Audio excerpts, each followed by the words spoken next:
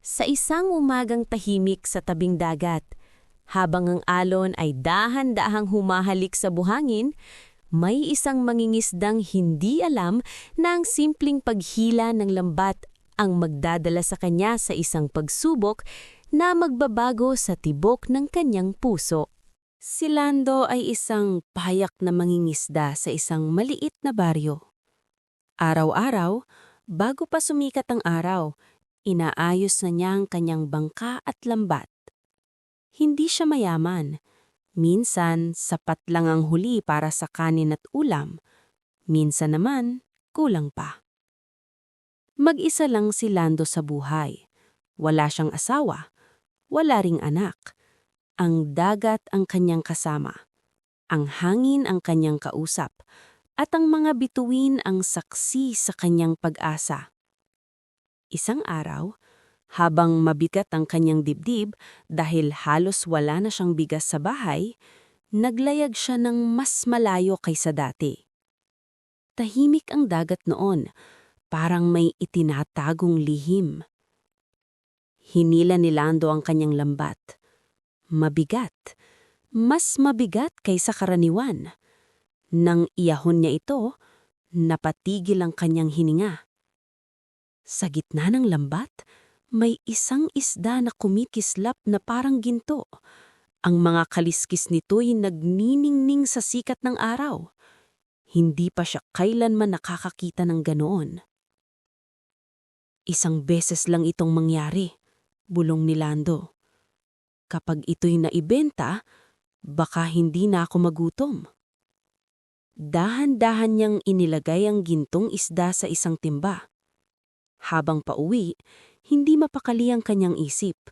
Iniisip niya ang bigas, ang bagong lambat, ang bubong na hindi natutulo kapag umulan. Pagdating sa bahay, tinitigan niya ang isda. Tahimik lang ito, ngunit parang may lungkot sa mga mata. Kinagabihan, hindi makatulog si Lando. Paulit-ulit niyang naririnig ang hampas ng alon sa kanyang isip. Paulit-ulit niyang nakikita ang kislap ng gintong isda. Kinabukasan, dinala niya ito sa palengke. Nagkaguluhan ng mga tao. May mga matang namangha, may mga bulong ng inggit. "Bibilhin ko yan! Sa akin na lang!" Ngunit habang tumatagal, parang mas bumibigat ang kanyang dibdib. Hindi niya maitaas ang kamay para ibenta ang isda. Lumayo si Lando sa palengke. Dinala niya ang timba pabalik sa dagat. Tahimik siyang umupo sa bangka. Tinitigan niya ang isda sa huling pagkakataon.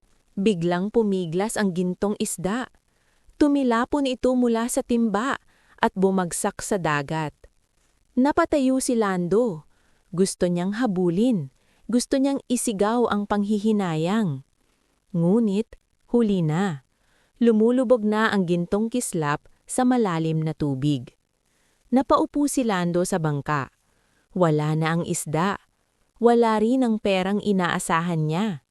Sa gitna ng katahimikan, narinig niya ang hampas ng alon.